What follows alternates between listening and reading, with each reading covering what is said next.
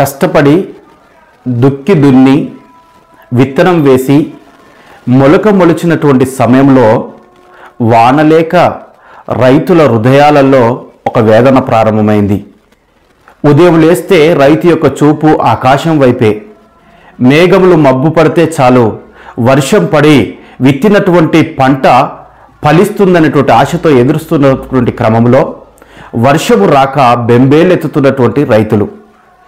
ఈ దినము హైదరాబాద్ పట్టణంలో భారీగా కురుస్తున్నటువంటి వర్షాలు, వాతావరణ మార్పు, రైతుల కష్టాలు చూసినటువంటి ఆ వర్ణుడే దయతలుస్తున్నాడో ఏమో.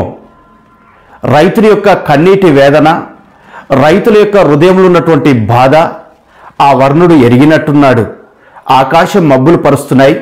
భారీగా కురుస్తున్నటువంటి వర్షం వల్ల హైదరాబాద్ పట్టణం అంతా కూడా జలమయంతో నిండిపోయింది. రాకపోకలకు అంతరాయం కలుగుతున్నది.